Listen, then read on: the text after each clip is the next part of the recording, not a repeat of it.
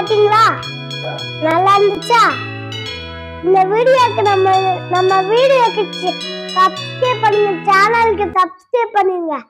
மறக்காம வீடியோக்கு லைக் பண்ணிருங்க, ஷேர் பண்ணிருங்க, மறக்காம சப்ஸ்கிரைப் பண்ணிருங்க.